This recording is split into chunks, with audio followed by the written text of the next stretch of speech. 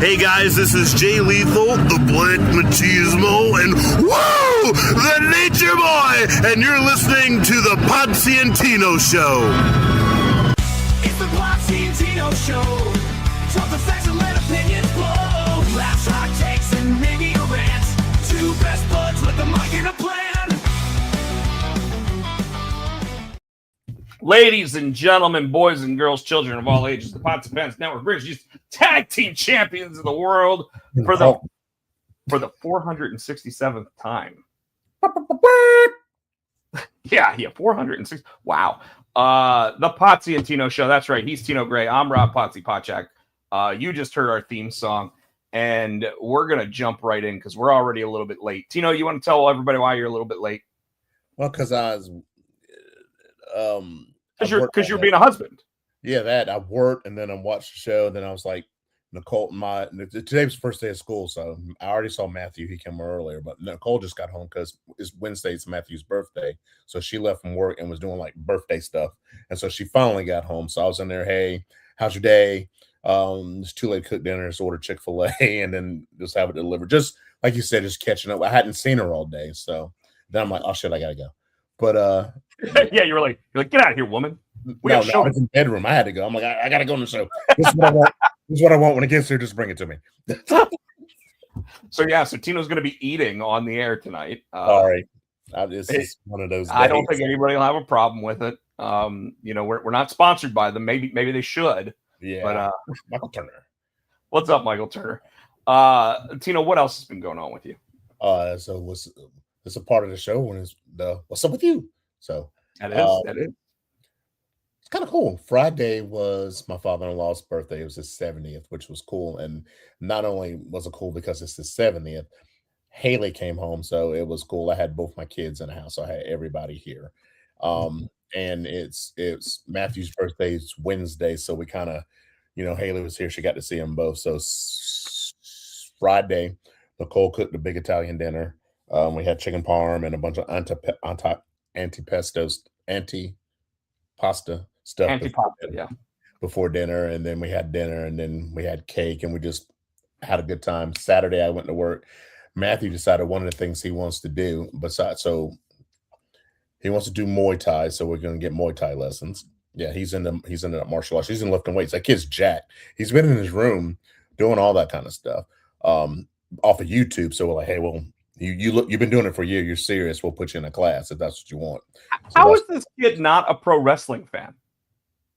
He's not. The reason why he's doing all this, and he's very into, like, obviously Marvel and the movies and how stuff works. So what he wants to do is he's been talking about it for a year. How kids change their mind. Stuntman? He wants to be stuntman in the movies. He wants to do stunt choreographer. So he's lifting weights and he wants to learn all the different kind of, hand-to-hand stuff that he can. So I'm like, hey, go for it. It that keeps you out of trouble. Gives you something to do, and you'll be able to, so we'll see. But that's what and he wants to do film school, and he wants to do all this stuff. But concentrating, and he's very interested. It's weird in stunt work. So that's what stunt coordinator and fight coordinator and all that stuff. So hey, that's going to be cool. So, but also for his birthday, hold on a second. I got to switch over because you keep freezing, and I think it's my end. So it's going to freeze up for a minute because I'm switching the Wi-Fi network. So it's going to freeze. So give me about. Yep, you definitely froze. So yeah, we'll get back to Tino in just a second when he gets back on here, and he looks so silly right now. I don't know if you guys got the same look. There you go. There you go. You're back on. Yeah, because I was noticing you were freezing. I'm like, that's on my end because I know I had it on a different network. I just don't want it in the middle of the show. You have it on the 2.4 instead of the 5 gig. I know. Yeah. So but the other part, he wanted to go to the range. He wanted to go shooting. So I'm like, all right, because he's got his airsoft and he's been out there practicing. And I'm like, all right, it's going to be different. He goes, I know. So Saturday, after I did my class, came home, ran some errands. I had to go get more because last time Nicole and I went, I had the safety goggles and the ear protectors for both of us, but I can only find her ear protector and no safety goggles. So I had to go to Lowe's and get everybody. Well, besides Nicole, I had to get the ear protector and the safety goggles, which my mother-in-law had given me a $50 Lowe's card for my birthday, so I used that. And then I used that. It was like $80, so I used that and had to put the rest on my Lowe's card. I was like, yeah, whatever. And then we went to Eagle One Supply in Raleigh. That's where Nicole and I had gone a couple of years ago. She wanted to go to the range like on our anniversary or Valentine's, one of the two. And that's where we going to shoot. So we're like, we'll just go back there because we liked it. So we went back there. It was cool. Matthew is a good shot. And so he's pretty good. And Haley.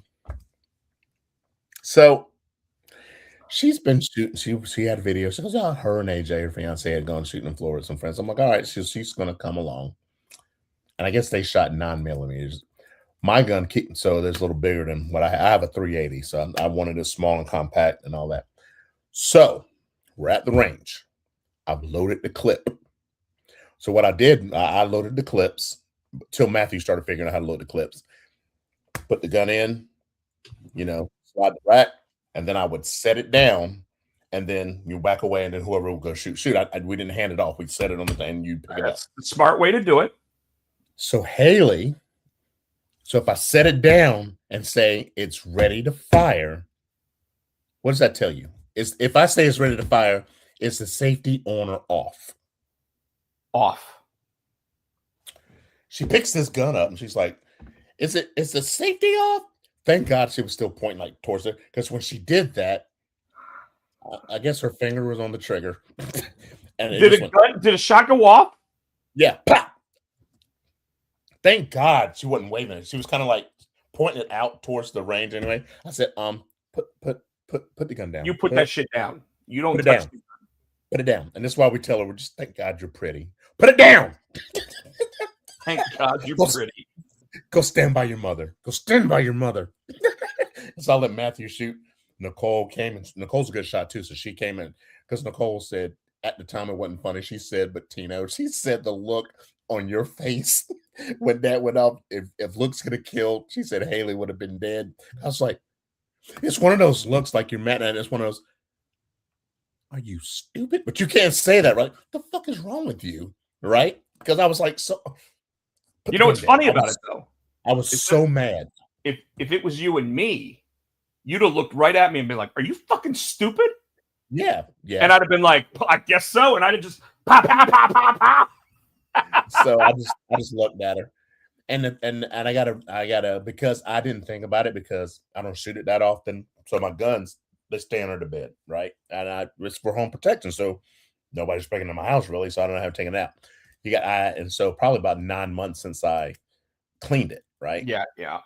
So it was jamming because it was dry. I had to oil, so they oiled it there, and we got it to where they would work. But when I got home, I cleaned it real good and oiled it real good and stuff like that. But yeah, we had fun shooting, and then we went and ate dinner, and then Sunday I got up and mowed the lawn because my grass was atrocious, and then I just chilled the rest of the day and then got ready for it. So it was a pretty cool weekend. Like I said, I had both my kids in the house, made me kind of happy. So so today everybody started school. Matthew got to drive. Well, like I said, he drove. Like I said, he's waiting. He's on the wait list for a parking spot, so he drove to my father-in-law's, parked in this, and then walked to school. And so he was excited about, driving. So it was cool. He came home. He had a good day. He was excited as he can be. I can tell when he's excited. I'm like, how was your day? Oh, it was okay. But he had a big grin on his face. So I think he enjoyed it. He had a good day today. And then, like I said, Nicole came home finally. I went and say, how was your day? And she was like, damn kids. And then Wednesday, the outbreak monkeys. I'm waiting for that. I'm gonna be sick soon, probably within the next month or so, because you're gonna be doing this show wearing a mask. Every year she comes home sick, and inevitably I catch it. Obviously, I catch it too, and that's normally the weekend that there's a big wrestling event, and you come over to my house.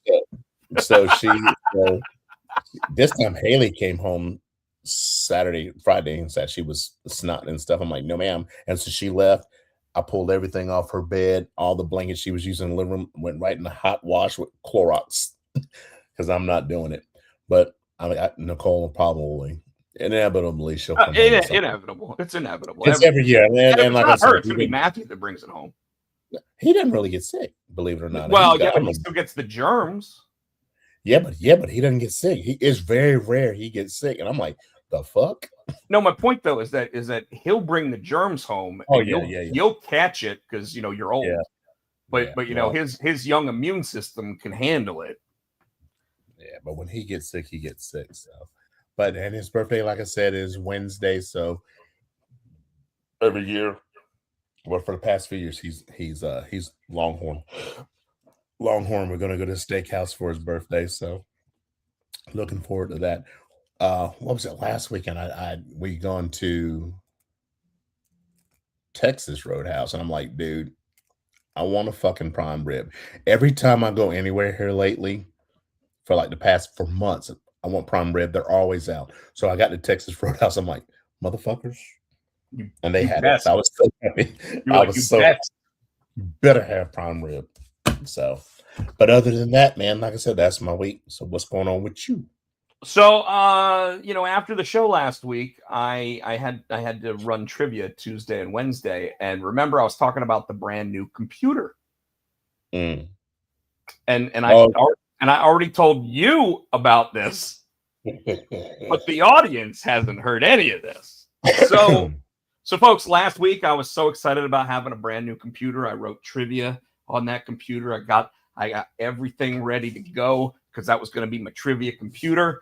And I get a text message from my brother-in-law that says, my brother's computer has broken. Is there any way you can give him the one I just gave you? In fact, my brother-in-law actually asked, can I give my brother the one that I currently have? And I was like, well, that one still has like 3 years left on the warranty because I bought a spillage, cracking screen, like top of the line warranty on the thing. Yeah. And so I was like, no, he can't have that one. And he's like, well, then can you give him the new one? And I was like, gritting my teeth. I was like, you realize that I wanted this as my trivia computer? And he goes, yeah, but your brother needs one more than you need two. That's true. And he's right. At the same time, my brother-in-law has like 900 computers at his house, but this was the newest one, so he asked me to give it to him. Well, Tino, you gave it to him. I reset the computer Tuesday morning. Right. My brother was coming to pick it up Wednesday morning. I had to reset it because I had to remove all of my logins and everything else from the computer, right? Wait, Dave drives? Yeah. I mean, never mind. You can hold your own opinion there. You know where I'm going, though, right? Yeah, why? Yeah, I know. So I'm resetting the computer, everything else. And my brother calls me up and he goes, hey, not sure if you talked to Shane yet or not. That's how he started the conversation. And I'm like, motherfucker, you know that we had the conversation already. I didn't say hello to you when I answered the phone. Wait, what? What? So hello because you were pissed? Oh, dude, there's no way not to be in that situation. Like, you were gifted like some really expensive gift, and all of a sudden it's I'm not even allowed to say the term that it used to be called, but you have to give it away to someone else. Yeah. Well, I get to trivia night Tuesday night about an hour before trivia starts. Dave's at trivia playing with it. No, but I wrote the trivia on that computer. And I reset the computer. Damn. You wiped out everything. An hour before trivia starts, I'm like, oh, fuck. What do I do? Can you reuse something like from months ago? You know what I mean? Can you recycle? So that was going to be option C. No, that was going to be option A until I actually went, I actually have my answer guide. So let me go ahead and just pull up the internet where I looked up the questions to begin with. and let me just try to rebuild it. And with Okay. about 6 minutes to go before we're supposed to start trivia, I was done. Look at you. I get done doing trivia. I send Shane a text message. I go, hey, I just want to let you know. I reset the computer for Dave, but I want to let you know that I had written trivia for this week on that computer. And I reset the computer so I didn't have trivia. And you know what he says to me? Like an asshole. And Shane watches our show from time to time. So like an asshole, you know what he says to me? What's that? Well, you won't make that mistake again, will you? Oh, shit. Well, it's because I can't, because I only have one laptop now. So I can't make that mistake again. But that's not the only thing that happened. Uh-oh. Tuesday started getting weird on me to begin with. And here's why. So as I'm driving to trivia Tuesday night,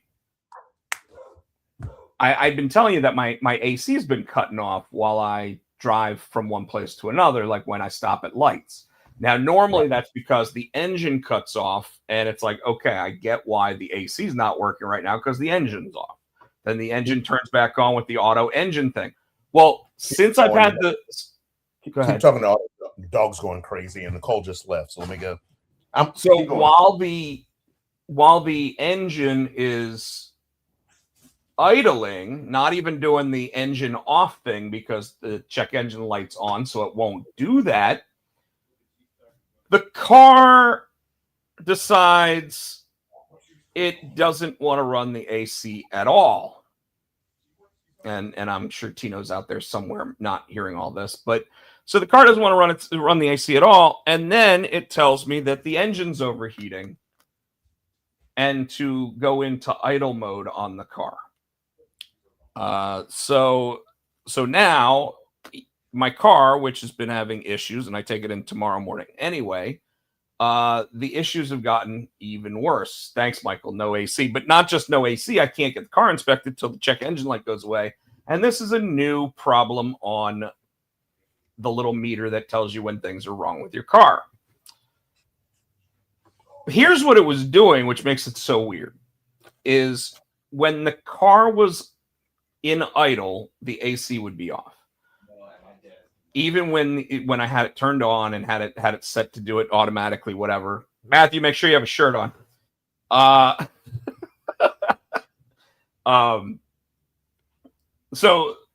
But what was really weird was when I would turn the AC off and just turn the fans on the car on while the car was driving, the car would actually still feel like it was cooling down from AC, not from just hot air blowing through the vents, which is what normally happens when you turn the AC off. But then the car started to overheat. So Tino, I don't know if you heard about the car overheating. No, what the fuck? Yeah, so remember the issue with my AC? Yeah, and it's still under. Was that a callback or a recall? No. Oh. So this is when I took my car in to get it fixed. All of a sudden, now this is a problem I have. Because I take my car back in to get it fixed tomorrow to try to get the check engine light to go away. But what I started noticing was if I turned the AC button off and left the fans running in the car, so it was just circulating air, it would, as soon as the car would be moving, you'd feel AC. It wouldn't just be hot air blowing through. You'd actually feel cold air. Okay. But when you hit the AC button, the car would start to overheat. So I've now turned the AC off completely, and the engine's running fine. So tomorrow I take my car in, which I already think is going to be like $1,000 to get fixed, and they're going to tell me, "Oh, there's another problem," and I'm going to be like, "Yeah, that problem wasn't here when I brought the car in the last time, and it started immediately after I brought it into you guys. So you better fix this without sitting there telling me I owe you even more money." And what they say? Well, I haven't done it yet. I take it tomorrow. That car, dude. What year is that car? 2020. It's got 85,000 miles on it.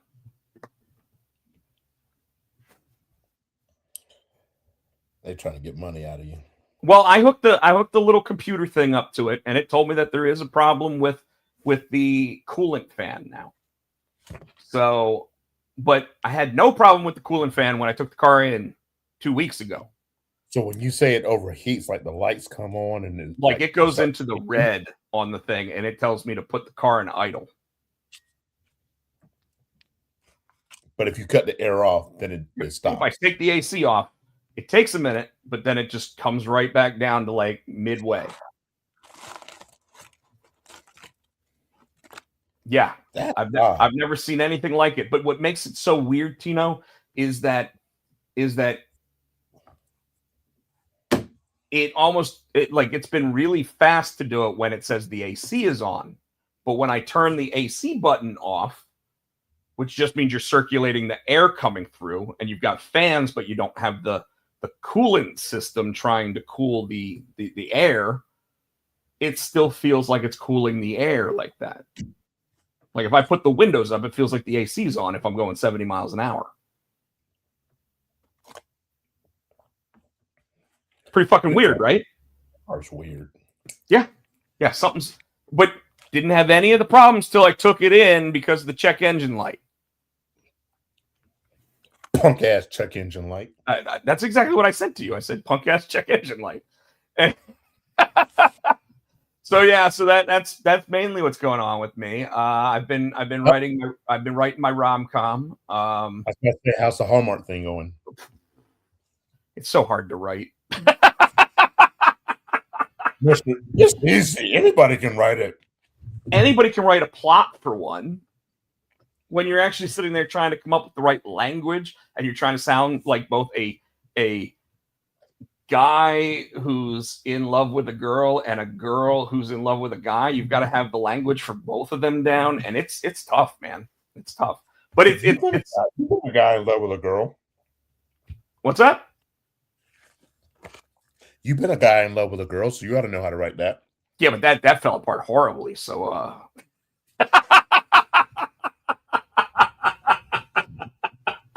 no, so anyway, no, I'm working on it. I did a bunch of pages on it today.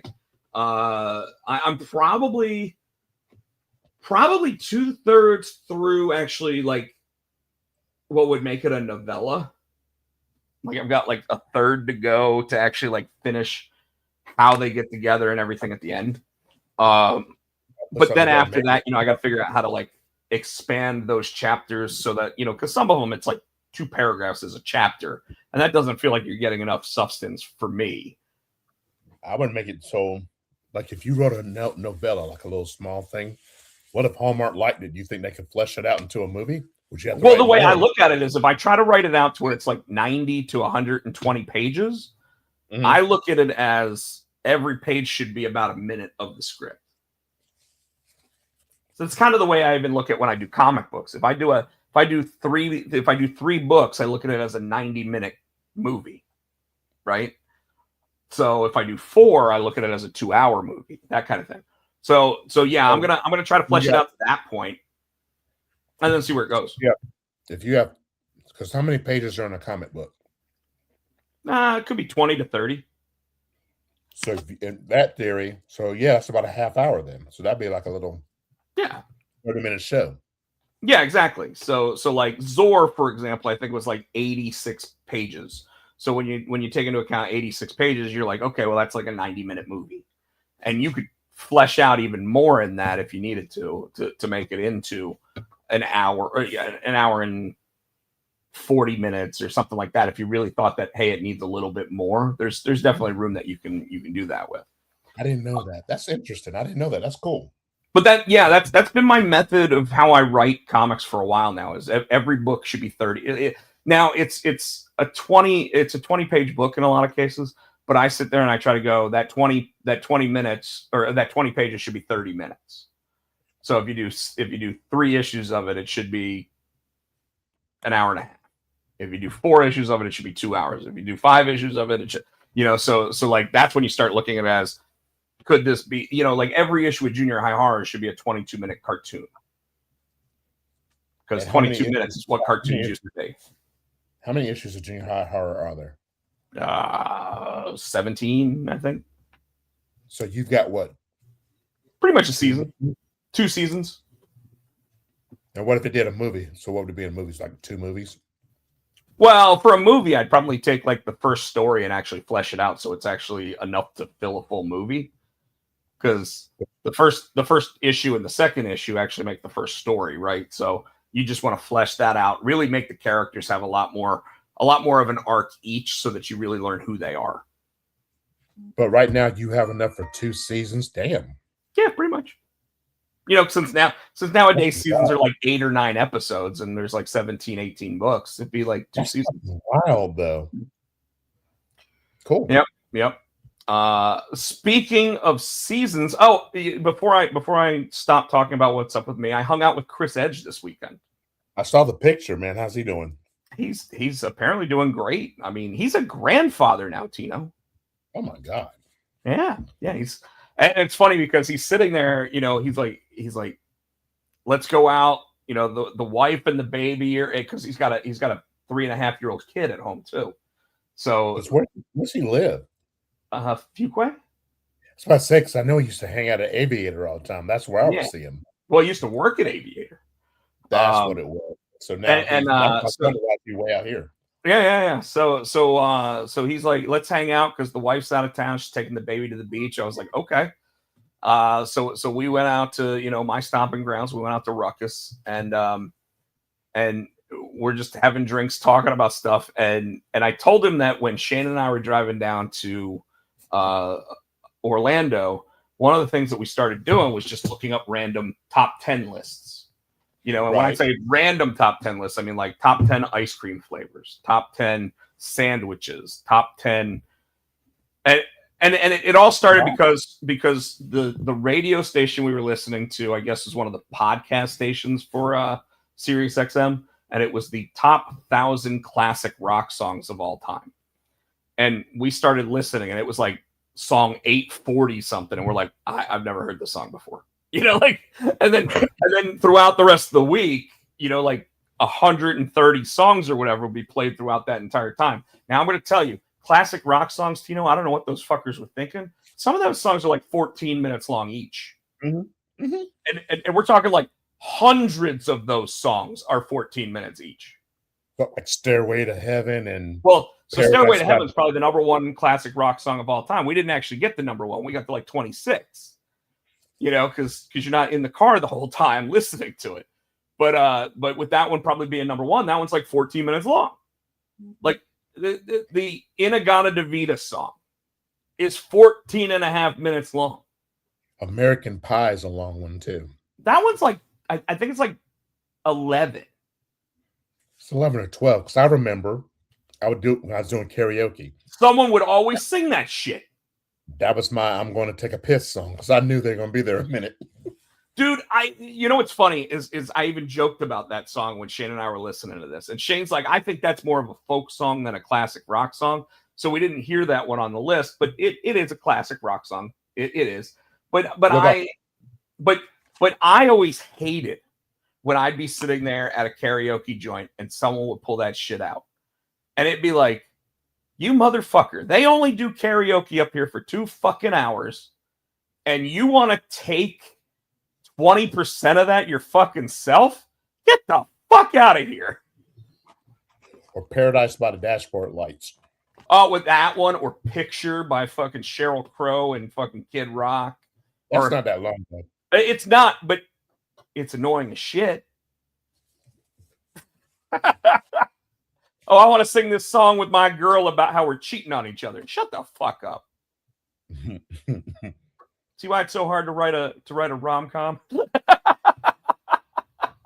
But anyway, so I hung out with him. He texted me the next day, and Tino, like when I got back to my house, he called me up about something. He said, "Hey man, I want to let you know it was a fun time, blah, blah, blah." So I'm sitting there talking to him, and before you know it, we're on the phone for another 2 hours.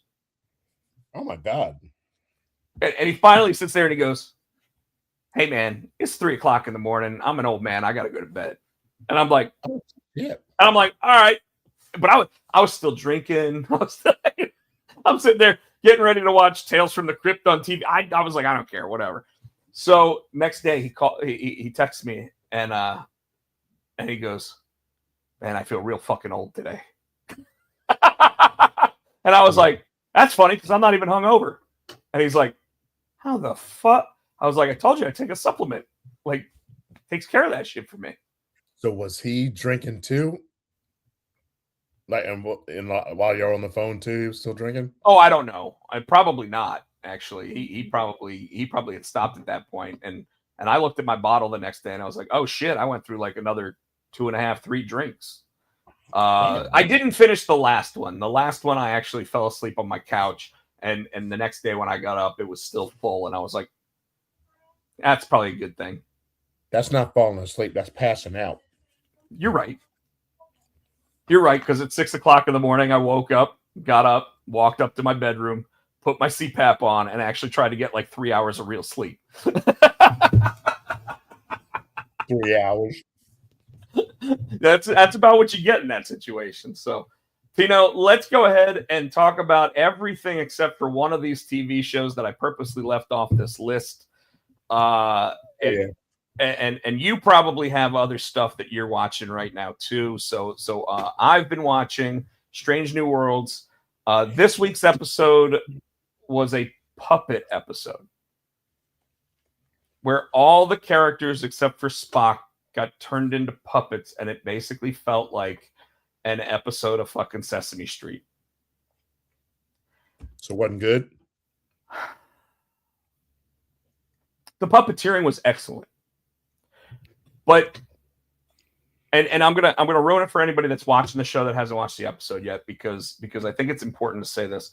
I don't think that the makers of the show thought it was a good episode, because they then had the Bobby Ewing, he wakes up at the end and it was all a dream.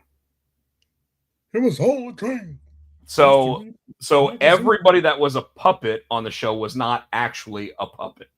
So they did 45 minutes of them all being puppets, and then 2 minutes of Spock basically going, you mean it was all a dream? So I don't think they even thought the episode was going to go over well. So they had to figure out a way to throw in an ending. You're forever spoiling shit. Somebody's going to whoop your ass one day. And they got to find me first. They know exactly where I'm at, too. They know exactly where I'm at. Tomorrow night, 7:15, Ruckus. He's going to call me tomorrow. I got my ass beat. They came back. So Apple TV right now, watching Ted Lasso season 4, episode 3 happened this week. Was the first episode that actually felt like Ted Lasso, because they've been trying to get back into the groove on it. It's been good so far. It definitely feels more like season 1 all over again, with some new characters, some new things going on. But if you enjoyed Ted Lasso, I would say that you will enjoy it. So, some of the first 2 episodes felt slow. And when you're only doing a 10-episode season, and I have this problem with the show that we're going to talk about together here in a minute, but when you're talking about this, when you're watching these shows and you only get 10 episodes to do a season, if you take a lot of time to build to finally get it rolling, it feels like you don't cover shit by the end of the season. Mm. You know what I mean? Mm-hmm. And I worry about that with, again, the show that we're going to get ready to talk about here in a second. But and I'm gonna say this out loud because I want everybody to know that as much as I like Reacher as a TV show, it does the same thing every season. It gives you 3 episodes where they try to get you built into it, and you're like, oh, this show's going to be awesome. And then they go 3 episodes of this show's going to be boring as fuck before you get to the last 2 episodes, because Amazon only does 8-episode seasons, and you're sitting there going, how the fuck do we finish this in 2 episodes? Boys season 5, exact example of that. We went 6 episodes where we're sitting there going, they only got 2 left. You know what I mean? And then when it ended, you were like, really? At least we got Soldier Boy coming up. You see what Michael said? I did not. Did you know that? Now I won't. He wants to see. I mean, he is the right size to play the character based on if you're trying to say this is what Eddie Brock looked like versus Peter Parker. So I'm okay with what Michael just said there. By the way, folks, his comment said that he wants to see Alan Ritchson play Venom in the MCU, and I'd be okay with that. Okay. And then Tino, I told you. Go back to that? Well, I told you that this week I kept getting this little notification on my Google TV that said you should watch Nevermore, and I'm like, I don't want to watch anything like I've watched Edgar Allan Poe. I don't need to watch Edgar Allan Poe, and no, Nevermore was the Raven pro wrestler documentary. I watched it. And I watched it and I said, you got to watch this. And like an hour later, so I'm still watching it. It's not even over yet. And you're like, oh shit, I just got to this part.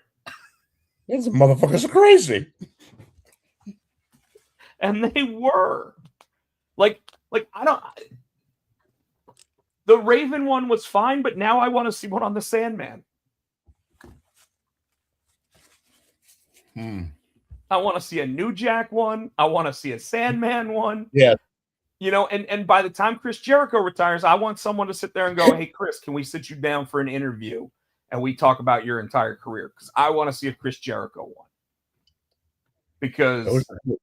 Because never, and I loved how it started with Billy Corgan sitting there going, yes, sometimes someone's life is so wild, you just have to record it. And that's what this guy is. And it's like, who knew that when he was in his young 20s, he was hired to be an executive producer of WWE television? I didn't know when he was Johnny Polo, that's what he was. I didn't know that. Me neither. I wasn't even watching when he got hired for that role. I was when he was Johnny Polo. I was watching, and when he was doing commentary, I remembered all that stuff. I didn't realize, damn, they what, 6 figures, and he was like early 20s, and he like, I want to wrestle, I quit. I'm like, bitch, are you? He said, yeah, I had a 401k, I had all this other. I paid time off. He's sitting there and he's like, and Shane would come over. Shane McMahon would come over to my house, and I would always call Vince Vic. So and if you notice, they kept calling him like Tommy Polo instead of Johnny Polo because like they were tired of him making fun of names, so they started making fun of his name. But folks, as pro wrestling fans, it's incredible. And once again, I have to go ahead and say Tubi's the best streaming service out there for just finding something random, because the one that came on right after it was the Vampiro story. I didn't watch that. I was like, Oh, so have you watched the first 3 episodes of Dark Side of the Ring this season? So you've seen so the TNA stuff with Jeff Jarrett? I think I've seen one of them. So Shavar sent us the first one. By the second one is when Jeff Jarrett starts saying he was an alcoholic. Well, this whole Vampiro one starts with Vampiro and Jeff Jarrett getting into a backstage fight at a AAA event before WWE owned it. And it's like, you could tell Jeff Jarrett's fucked up. Oh, And it's wild. But Tino, were there any shows that you watched this week besides what we're getting ready to talk about? well, you didn't talk about your Tales from the Crypt. Oh, How'd you get on that? That's what I was asking. How'd you end up it's on that? Tubi. All 7 seasons. And you know what's funny? You know, Tubi obviously has commercials. So you get stuck watching 6 minutes of commercials for a 22-episode show or a 22-minute show. And I'm sitting there and I'm like, some of these are really good. So I'm in season 3 already, Tino, because they're only 22 minutes each. So it's really quick to get through them, you know? I mean, like, there's one where 2 vampires are trying to fatten up a kid they get from an orphanage. And then it turns out that when they're ready to kill him, that he's not actually a normal kid and his secret's bigger than theirs. And he's actually a werewolf, so he attacks them. I think I remember that one. Oh, there's so many good episodes, and you know, it literally got me thinking. HBO should bring that shit back. Yeah. Like, and for anybody that might catch this episode, one of the questions from my trivia tomorrow night: did you know there's a connection between the Crypt Keeper and Chucky? I do, but I can't remember what it is. I've heard it. I can't remember what it is. So I'll just leave it as that. I'm not gonna tell anybody what it is. I'll bet you're gonna tell me like later. Oh yeah, I can't remember. The problem. Yeah, I'll tell you as soon as we're off. I will say that. I will say this: they're not voiced by the same person. So Tubi, now that you're talking about Tubi, no, it wasn't Tubi. It's Roku TV, but I ended up watching it on Tubi. I think the old episodes of The Incredible Hulk. I just reliving my childhood. Yes, yes. That shit is so bad. It is. It is. So I'm like, but I was like, when I was a kid, I'm like, this is so cool. And I'm watching, I'm like, what the fuck? My favorite episode, they showed my favorite episode.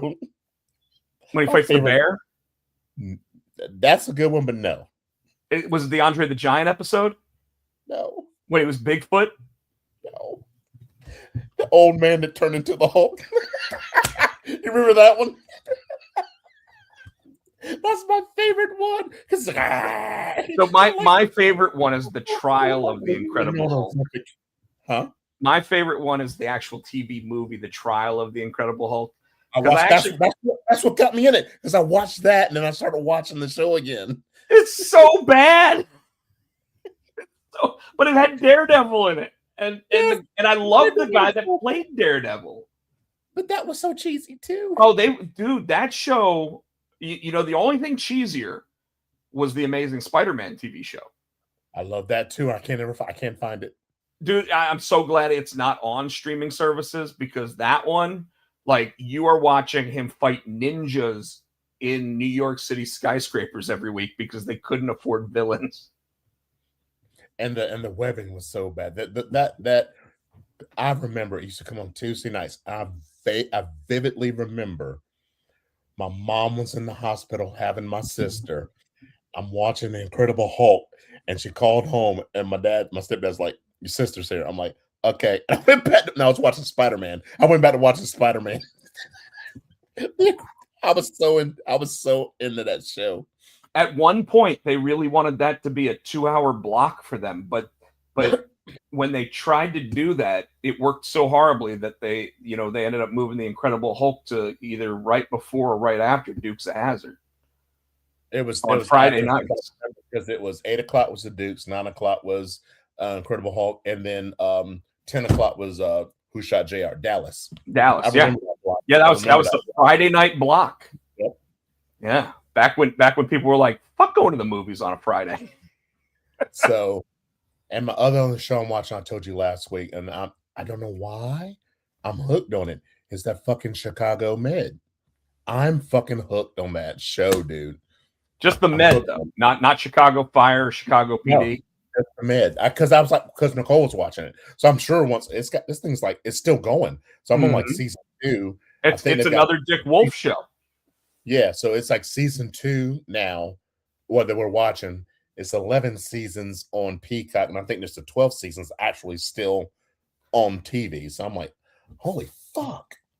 So as I was saying with Tales from the Crypt, you know, I start watching these episodes with the commercials on Tubi, and I immediately go, let me check to see if it's on HBO Max, because I just had to pay for that. Well, no. It's not on HBO. How the fuck is Tales from the Crypt not on HBO Max? When you start the episode, it says Home Box Office presents. Yep. But that is a show that, you know what? Is it cheesy though? Remember when we were kids and it was like scary and kind of scary? Is it cheesy now? Like we said, like The Incredible Hulk. You look at it now, it's like it's so bad. Everything from back then is cheesier than it once was. Like there's no way around that, and that's partly because practical effects versus CGI and AI and everything else that they're doing to really enhance the way things look now, right? But it holds up better than most of those shows. Like Really? I'm impressed with how it holds up. You know, like the cheesiest part of it is what's meant to be the cheesiest part of it, and it's the Crypt Keeper giving his "Hello, boys and girls," you know, like, and you're like, okay, I totally get why that's as cheesy as it is. You know, like two horses fought each other, and one of them said, "How did we meet?" And it's like, what? You know, and then you think about it Dad for a jokes. Dad jokes. well, remember, back then they were just called jokes. Like I told my nephew that one time when he's like, Uncle Rob, this is really funny when he's watching the Naked Gun movie with Leslie Nielsen. And he goes, but it's all dad jokes. And I'm like, Drew, back then they were just called jokes. And he goes, okay, I understand that. Yeah. But he didn't laugh when he said it. He's just like, okay, I understand that. I get that. So, all right, Tino, Let's do it. before we jump into wrestling, we've now gone a week before we actually mentioned the end of Lanterns because The you first didn't one.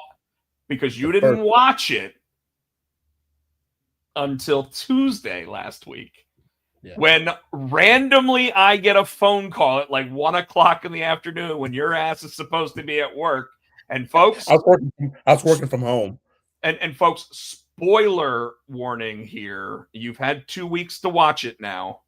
Hey, tell you what, turn your volume down if you want to hear it, and then I'll raise my hand and be like, if you don't want to hear what we're about to say. All right, Tino, you actually said it, so I'm going to let you. I'm like, I called it. I was looking for my text. I'm like, you answered the phone. I'm like, how the fuck they gonna kill? What's his name? Hal Jordan. I said, how the fuck they gonna kill Hal Jordan? Because you told me like not for you, like I'm not gonna tell you what happened, but when you see it, you can be like, oh no, they didn't. And you're like, bitch, don't you spoil that. And I was like, I'm not gonna spoil it. You're gonna be mad. I'm like, how? Why? No. Because I was like, well, how's this show gonna go? Now it makes sense. Now it's a bunch of flashbacks and stuff. But I'm like, well, I said to you, I said, I'm tired of shit. I'm tired of shows doing this shit. You know, because the Madison, we're gonna have Kurt Russell and Michelle Pfeiffer, and we kill Kurt Russell in the first episode. Shut the fuck up. Like, why? Oh, we're gonna show flashbacks and get the fuck out of here. Now, so the first episode, since we didn't talk about it last week, was all about how Hal Jordan keeps going back to this small Nebraska town and keeps saying, "What's that?" We're gonna talk about the end anymore. I'm gonna let these people turn the volume back up. Oh yeah, now. you can put your hand up now. Yeah, we're done talking about the end of episode 1. We are going to talk about episode 2 though,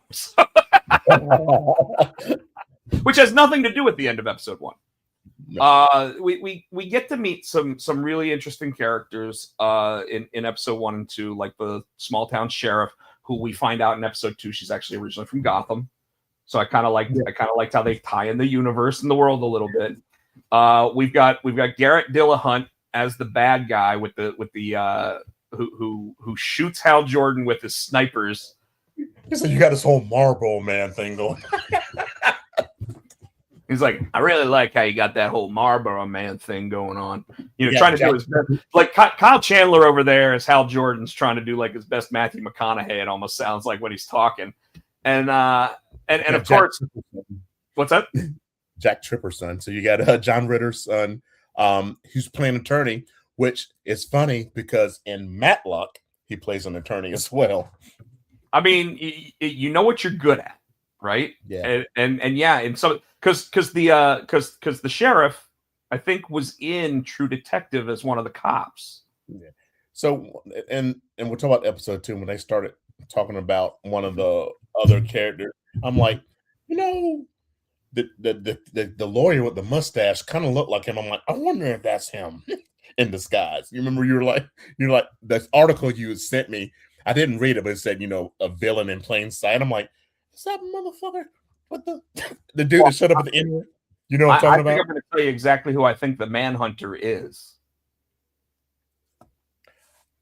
that article, I had forgot about the Red Lantern, and I'm like, huh, Oh, dude, that guy, like, he'd make a great Atrocitus. yes, Like Atrocitus is such a good character, and there's so many places they could explore with it, but it's only 8 episodes, so they're not going to yeah, get to, because it would be great to see the Nathan Fillion version of Guy Gardner show up and become a Red Lantern like he does in the comics. That would be great. It's not going to happen. But I'm so we excited also about get. Did you ever watch Banshee? no, All right. So Banshee is where I got first introduced to Anthony Starr, who played Homelander. okay, And the bad guy on Banshee was played by Ulrich Thompson, who just happens to be the guy they've got playing Sinestro. And we meet Sinestro at the end of the episode. and that's who I thought the lawyer, the what's his name, son was with the mustache. He's playing a lawyer. I'm like, is he in disguise as a lawyer, as a human? No, because they even like I liked how this episode actually had where the cop is sitting there and she's like, so what's this about a Sinestro? And he's like, where did you find out that name? And she's like, well, you like to talk about him in your sleep. And so if you don't know the history between Hal Jordan and Sinestro is actually the one that taught Hal Jordan how to be a Green Lantern. Then Sinestro started basically becoming more and more forceful with what he was doing, which was making people scared of him. And when Hal Jordan went evil, he became Parallax, which was the embodiment of fear. And when it finally left Hal Jordan, it went over to Sinestro, and he started the Sinestro Corps with what did I say his name was? About, but not the bomb. What is his name? Not Atrocitus, the other one. Parallax. Parallax. And he basically became evil. And even in the movie with Ryan Reynolds, they played along with that. And at the very end of the movie, in the after credits scene, you actually see Sinestro in his yellow and blue outfit, and you're just like, that son of a bitch. Like, and we're not gonna get where that would have actually been good, you know? Yep. But we get that guy who is like a character actor in just about everything as the guy that captures Jon Stewart and basically says, I'm just going to show you why you're going to want to help us. And then he basically does something to Jon Stewart's head. We never actually see the image, which I thought was pretty surprising. I thought we were going to see that. But he basically says, start asking Hal Jordan about the Manhunter. We got to find out who it is because we're going to destroy him. So what about the bird? I didn't understand what the bird was. Well, the bird is a man. So okay, folks, if you didn't watch it, at one point Hal actually hands Jon Stewart the ring and says, "Fly." And instead of being able to fly, where of course you get that really I'm an idiot moment where he's like trying to fly. No, my favorite part of that, no, hold on, bro. My favorite part of that was when he put his hands down like that. Even Hal Jordan kind of stepped back, like, what the fuck? It's like, what's he about to do? It's still nothing. It's still, but it was funny. And instead, he manifests a bird out of his willpower. So the manifestations are all based on your willpower, and as long as you can hold the will, Concentration. Well, he said concentration, but it's as long as your will stays at the level that it is, the manifestations can stay in existence. Which amazed me because all that stuff he went through, and he still managed to. And then he's catching the bird and everything. And then, of course, my favorite part about that whole thing is he walks up to Jordan and he goes, you know, they did tell me something else. They said that, you know, someone who can manifest something and go hundreds of miles away from the ring and still maintain that willpower to keep it going, that's pretty badass. But I guess they don't know what they're talking about, because that should have at least gotten me a little hoorah. And he just looks at me and goes, fine, hoorah. You know, like, so after 2 episodes, what do you think of the show so far? I agree with you. The first episode, it started out slow, it started picking up this episode. There's a lot more Can we action talk, this episode. can we talk about how when he was in the morgue and he took it out and they showed full frontal? I mean, full frontal. I'm like, how did they see the alien dingling? I didn't need to see Every it. time I see some shit like that in one of these DC shows, I literally think, this is James Gunn going, this is rated R, motherfuckers. I was like, why? Why do we need to see that? But Well, because in a morgue, yeah, he probably in a body bag though. He wasn't in a body bag. He was just laying on the table. Laying on the table, butt ass naked. Yeah. So I liked how Hal started walking through the things and realizing, oh, this isn't actually a metal detector, because he looked at his belt and it didn't go off. But then he pulled the guy through and it's like beep beep beep, and he's like, oh, okay. I like that. But yeah, so based on the characters we've met, who do you think the Manhunter is so far? I'm gonna go Vogue. I'm gonna go rogue and say it's the sheriff. Oh, that's a good guess. That's a good guess. You know who I think it is? I think it's who Jon Stewart slept with. I think it's Hunt's wife. Okay. I'm thinking that's who it probably is. And we've obviously seen that they said that there are aliens that can get past the alien detecting technology. So it'd be really easy for her, being the wife of the guy who's running all this stuff in the town, to get around it, because she probably just doesn't walk through it. I think it's the sheriff, because she can help kind of hide and kind of keep things under control if she's in charge of the police department, right? It's a good one. I'm thinking though that like the reason why I'm thinking it's the wife is because she's gotten real close to Jon Stewart already in 2 episodes. Okay. All right. So you keep your enemies close. I mean the sheriff is kind of getting close, not that way, but getting close and kind of. Oh, with Jordan, kind of like buddy cop with Jordan kind of thing. Jordan wants more to do with that than she does. Yeah, but I do totally feel that she's trying to keep him from realizing who she is, though. I mean, possibly, but that's why I think it's the wife. Okay, we'll see. So anyways, all right. We've now been going for about an hour. Haven't even started wrestling. Yeah, we got to jump into it, folks. Tonight, what we're going to do is we're going to go over Raw results from last week. Even though Raw did start at 6:00 tonight, we're not going to talk about any of that because I had to work. I didn't get a chance to watch it yet. We're not going to talk about NXT, except we are going to do Heat Wave predictions. We're going to talk a little bit about AEW because this week is going to be All In. So we are going to talk about predictions for All In. Tino, you got something to write everything down? So is All In and Heat Wave, is that they're both Sunday? Is that when they're doing the head-to-head thing? I think they're on Saturday, and I think they're both at 3:00 in the afternoon. Because the one's from London, so it's definitely going to be 3:00 in the afternoon. That and NXT are probably. NXT is going, and then they're doing a AAA show right after it. They're doing 2 different shows from 2 different venues. And yes, it's totally to go against the 5 hours that's going to be All In. Donkulous. Are you traveling this weekend?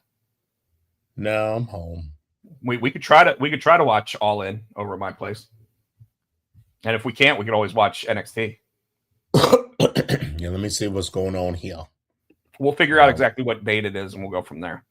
Let me see. I think I actually got that pulled up. All In is it is Sunday, August 30th. I thought so. And it says starting time of 4:30 for that one, and NXT says Sunday as well. Doesn't have the time for that one, but I'm pretty sure I heard 3:00. So NXT might be close to over by the time the pre-show is done for All In. Because All In, that's the pre-show. That's not the actual event. You never know with their shit. Let's talk about Monday Night Raw from last week. So a couple key things that happened. We got more of the setup between Oba Femi and Braun Breaker. And is it just me, or is Oba Femi faking his accent?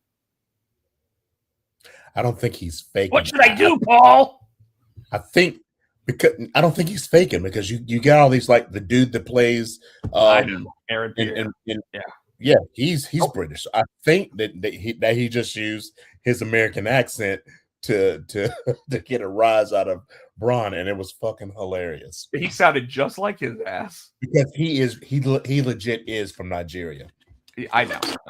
Yeah, But so. he can do that accent really well. He even made Braun Breaker. He almost broke Braun Breaker. If you look, he cracked a smile. He broke him. You expecting that. You digging this build? Yeah, and like I said, I am really thinking that. I think we talked about this. I think that Paul walks out with Oba. Be interesting. I also think there's a possibility that Bronson Reed comes back to actually help Braun Breaker win this match, or at least to send a message to Oba. I don't know. I think they've got the Vision thing is either down or locked down. I don't know what they're doing with the Vision. I think they're about to break the Vision up. Right now, it feels like the division. I kind of want when he comes back, I want Bronson to go to SmackDown. I don't think it's happening, but I'd be okay with it. Let's see. Judgment Day clash. Stephanie McCare and Becky Lynch find themselves overwhelmed by the women's champion Liv Morgan and Judgment Day after failing to get on the same page. Kind of expected. Yeah. Speaking of Judgment Day, what do you think of the possibility that Big Cass joins them? Judgment Day? I almost see him join. I think he joined the Vision before he would join Judgment Day. Well, except where he seems to be showing up all the time is messing with Javon Evans, who seems to be in all these matches with the Vision, right? Or the Judgment Day right now. And let's be honest, Judgment Day doesn't look all that stacked right now without having a big man in there to handle some business. But the Judgment Day is like a comedy act right now. Right now, they're calling it the Liv Day, right? Because it's all about her. And the two guys are in it. JD and Dom are in that comedy shit with Danhausen. You know what I'm saying? It hadn't really been the same. It's not really, you know what I mean? No, so I agree. That's why I think maybe if you bring in a big cast, all of a sudden you add a little bit of anger to it, and suddenly people are taking it seriously again. Yeah, we'll see. All right, matches of the night. We had Javon Evans defeated JD McDonough, though he was later attacked by Big Cass. We just talked about that. Sol Ruca defeated Lyra Valkyria in probably her best match on a WWE product since joining the main roster. Here's my question. Why let Lyra beat Bayley and run her out of only to let her lose to Sol Ruca? Why they stopped her? Why they stopped her push? I think it's because right now she's in that holding pattern until they know what's going on with Bayley. Kind of like how Liv didn't have a match for 100 days because they were like, well, what's going on with Stephanie? Same thing. I kind of want her to go to SmackDown and join Alexa and Tatum and kick Charlotte out there and let Alexa and Tatum and this new Lyra version. Yeah. I'd be okay with that. A bunch of weird, like, emo chicks. Yeah, I'd be down with that. Kind of like an emo kind of emo crazy Wyatt family kind of vibe to it. I would even be okay. You know what I would really be okay with? If they brought those bring Alexa and Tatum to SmackDown, to Raw, put them with Lyra and put them against the women of Judgment Day. That might be something too. See, I'd be okay with that. I think they want to stay as far away from giving the impression of anything Wyatt 6. I don't think that they're upset with the idea of giving the feelings of Bray Wyatt, but they don't want the Wyatt 6 being brought up. Well, not the Wyatt. I said the Wyatt family. But you know what I mean? Yeah. Like I think that they want to try to stay as far away from that as possible. And I think Alexa's been far enough away from it to where she can make those references if she wants, and they'll let her, because she was in it before anybody else was. But I don't think that they want people thinking, bring them back, bring them back, bring them back. Ooh, look at Michael's last comment. It's kind of what you said too. It's kind of what you said. I mean, Michael, we feel the same way. The problem is that WWE didn't. I think when it comes to them, they were probably making more money than they thought that they were getting stuff out of them from. Because I mean, the Wyatt 6 was almost like they'd show up, but they had like 3 matches in like 2 years. Yeah. You know? Yeah, at first they were trying to make them like special attractions, but then and people kept getting hurt. Yeah. So, I completely agree. Other matches, we had Dragon Lee defeat El Hijo de Dal Wagner, Dr. Wagner Jr. the third. In the let's go ahead and just knock everybody from AAA out of this luchador tournament. Except La Parca. We'll get to that. Okay. Rey Fenix defeated El Fiscal in the same tournament. And then we had the match of the night, easily the match of the night. Chad Gable versus Rey Mysterio. Dude. Like, you were looking at me like what's he talking about? I forgot about that match. Yeah, because otherwise I probably would have said Sol Ruca versus Lyra Valkyria was match of the night that night. That match, I think the back and forth selling for each other. I mean, Rey just can have it, and we say a lot. I know this person can have a good match with a broomstick, and that's Rey. He really kind of hid. I won't say hid because Chad Gable doesn't have a lot of bad spots, but Chad Gable has no defects in his wrestling. Yeah, so I think that's what made it good. Rey didn't have to worry about covering any kind of defects, and they just went. It's funny because you just mentioned that Rey Mysterio can put on a good match with a broomstick. Chad Gable can put on a good match with like nothing. He could literally be the guy that's wrestling no one. And if he sits there to go for that belly to back, what's that? Like Vince wrestling God. Remember that? I do remember that. Vince was not good enough to have that match. Vince was not good enough for that match. No, but Chad Gable, like, you know how they sometimes, like, you and I will send videos to each other and it'll be like a phantom wrestler versus somebody.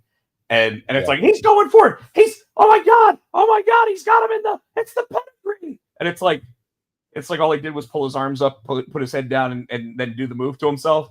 And you know, like, it always makes us laugh. Like, Chad Gable, I think, could do that, and we would literally think he's fighting an invisible man.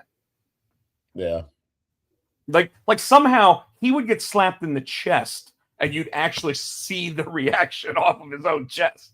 You know? Like that's how good Chad Gable is. So the fact that, like, right now we're getting this kind of stuff is just fucking incredible. And I'm so glad they're finally using Chad Gable the way that they should have been. I think they're just going to get rid of that fucking cheesy ass theme music.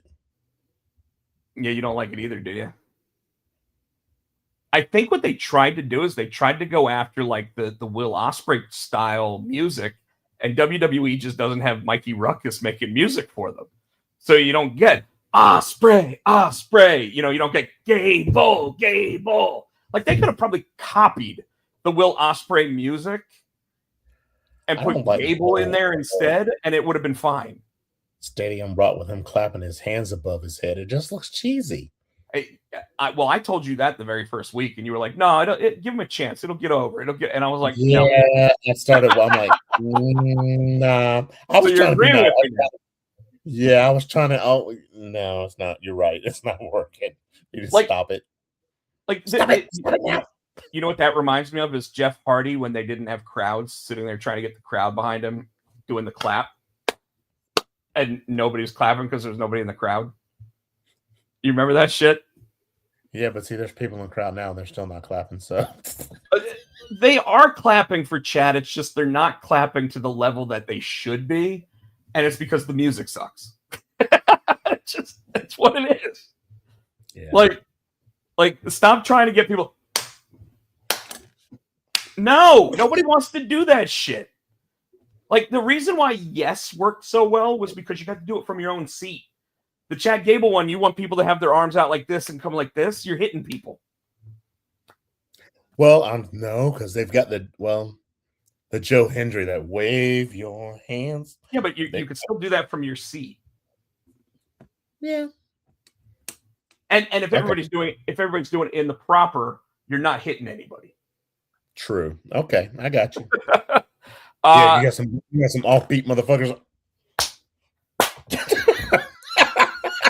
Normally that's me just because I'm trying to ruin it.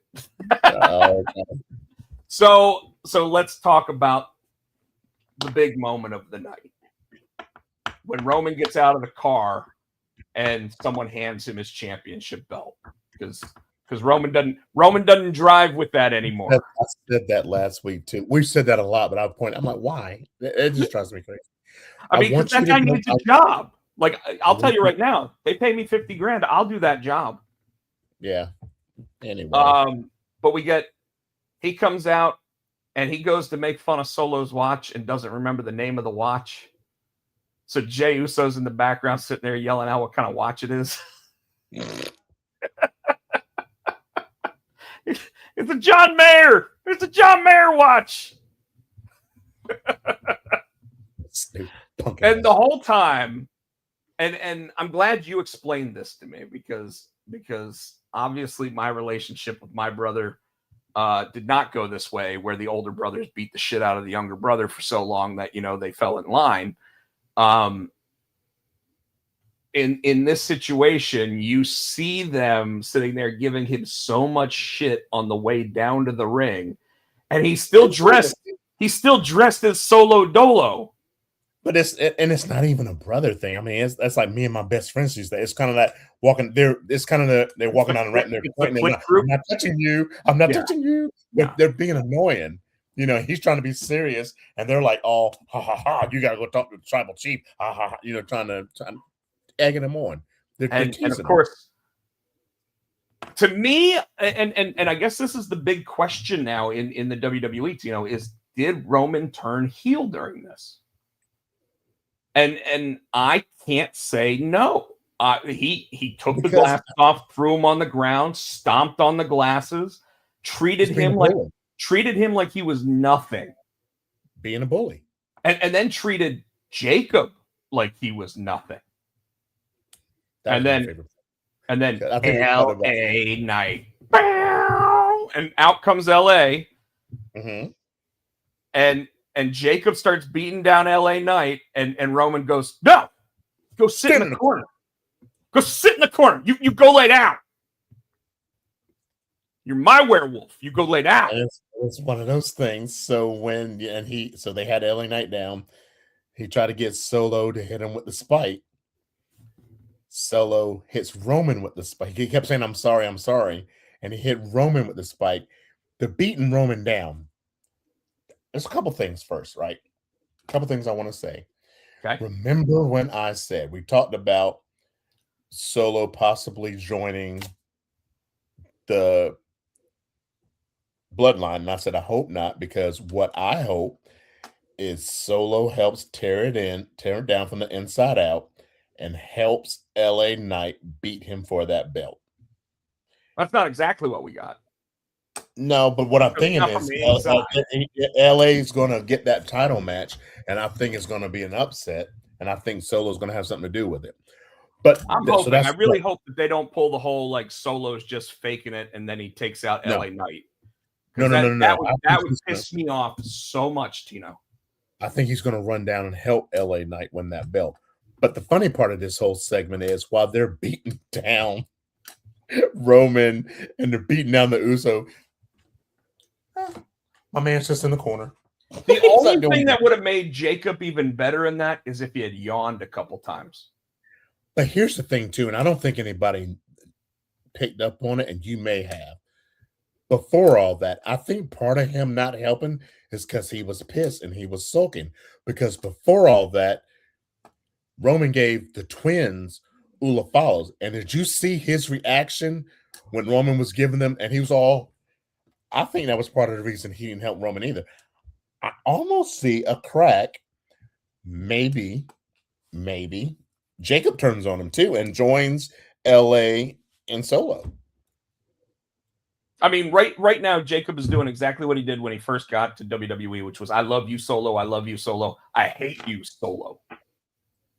And you know, he's doing what he was told. He lost tribal combat, which means you respect Samoan culture. You're now part of the bloodline. But he don't respect punk ass Jay. Don't respect punk ass Jay at all. Punk ass Jay. But he stood back and watched Roman get his ass beat. And is that because Roman told him to stay in a corner and not to move? Or is he like kind of like, well, I hope tonight the twins, which by the way, don't you love how when the bloodline restarted, it was, oh, we're all equals. And now it's, I tell the twins what to do. Like he's basically saying, I don't see you as two different people anymore again. You're back to being the twins. Solo, you need to fall in line and know your role. And Jacob, you're my werewolf.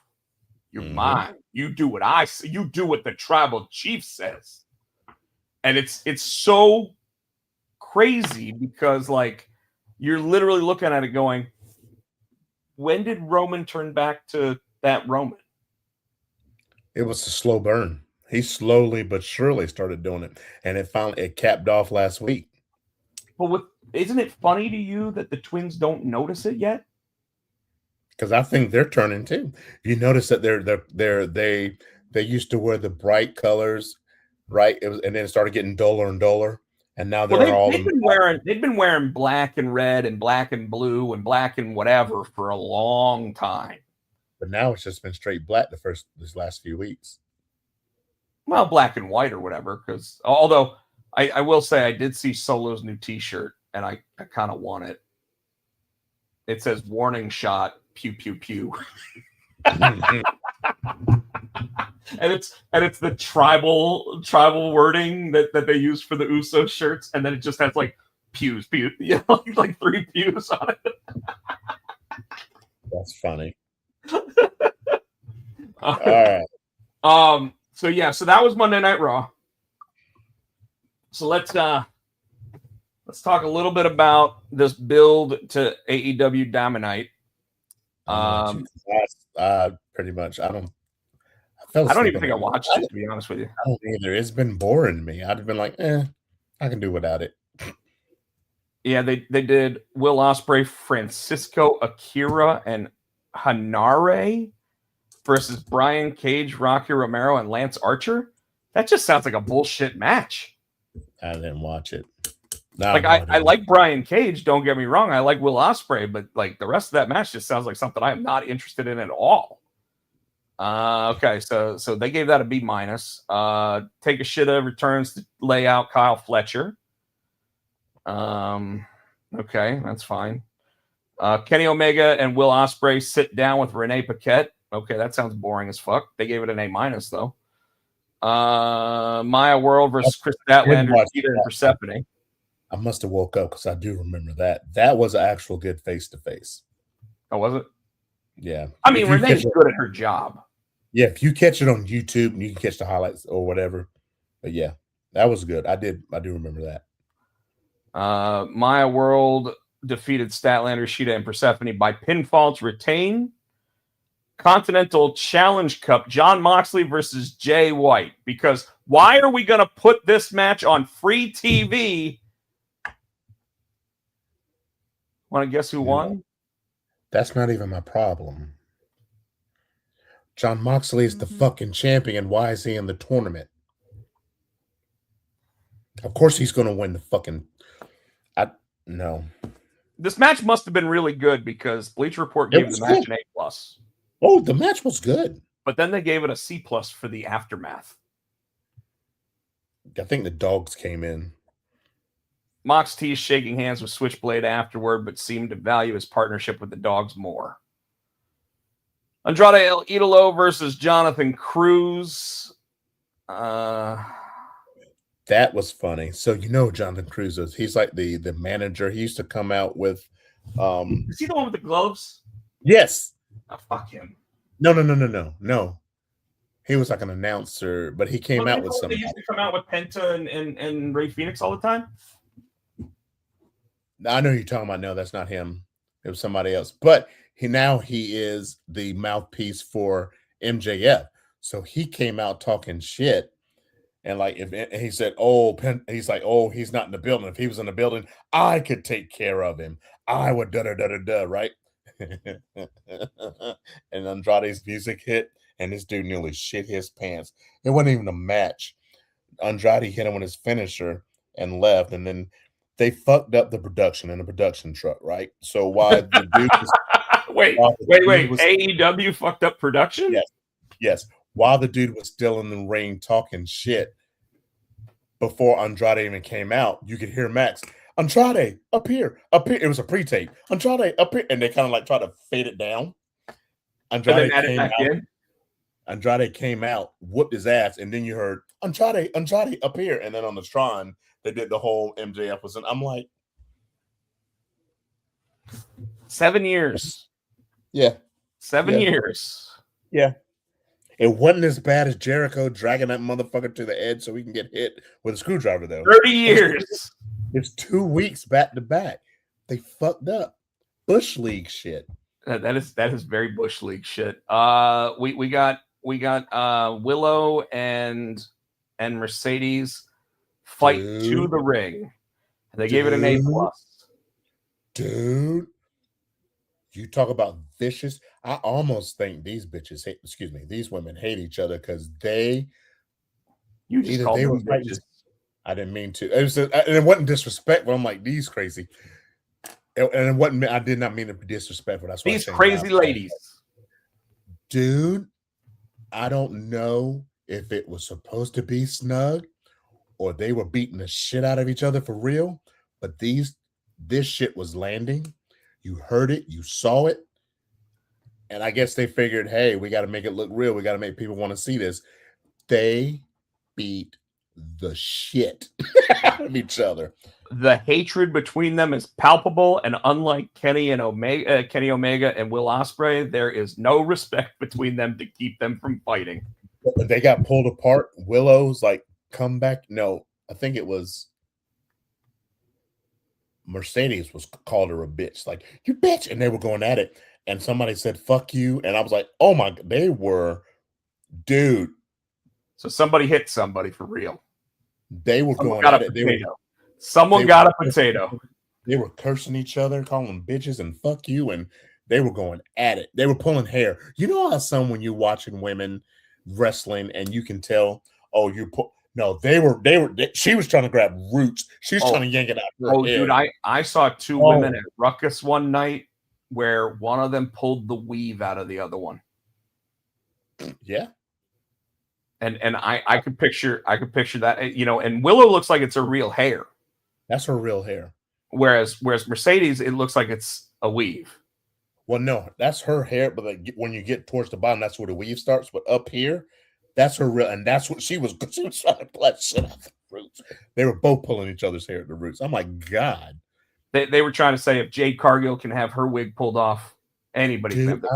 I don't know, but like I said, if that was a work, they got me because that shit looks shoot as hell to me. Nigel McGuinness versus Hechicero. Now, I have to assume that because this is one of those. Is this the Continental? What is this? The All Elite Continental. So this is the same thing that Moxley's in, right? Yes. They're setting up Moxley versus Nigel for All In. You think? I would assume because then you get Nigel having a great match at Wembley Stadium. But he ain't winning because they're not going to have 2 championships. When they're the balloons. They're the balloons. They're not going to have 2 championships. Well, there's going to be 3, right? So you got Osprey, who is English, going for a championship. Nigel going for a championship. And the Brawling Birds are going for the tag team championship. They're not going to let all 3 of them win. I agree. Osprey's winning. Osprey's. I think just giving Nigel that match is going to be enough. And maybe what they do is they have the semifinals at this, but I would think because that was the quarterfinal, so I would assume the semifinals will be this week on Dynamite and Collision, and then Sunday you'll have the championship thing. McGuinness defeats Hechicero by technical knockout. Kevin Knight sets a trap for Darby Allin. They gave it an A. What was the trap? I slept through it, so I don't remember it. I don't know. Hold on. Let me see. It says Pyro exploded in Darby's face, followed by Knight hitting a steel chair assisted coast to coast. Okay. Kenny Omega and the Young Bucks versus El Clone, Jake Doyle, and Mark Davis. They only gave it a B-, Tino. Like the Bucks and Kenny must have been off their game. They gave it. Meltzer creamed himself. That's a 20-star match. 27.5 stars. Punk ass Meltzer. Dave, your model only goes up to 6. 27.5. I said it already. All right, let's move on to SmackDown. That's Meltzer. That's a pretty good Dave Meltzer impression. No, it wasn't, but that's not the point. All right, so here we go. Bleacher Report says, let's see. Oh, geez, this is backwards. I gotta read it upwards instead of downwards. Upwards. I do. I have to scroll all the way to the bottom and then start at the bottom and go to the top. Starting at the bottom now. I'm here. So Randy Orton starts the night, says he wants Cody Rhodes. I guess they're setting that up for Sunday night's main event. Sami Zayn pled his case to general manager Nick Aldis for an opportunity. Even taking a shot at Randy Orton, the Viper appeared behind him, but before he could say anything, Cody Rhodes called him out to the ring. I'm whooping your ass in front of your family as they undoubtedly sit in the front row. Hey, look in the comments. What's in the comments? Oh, Katie!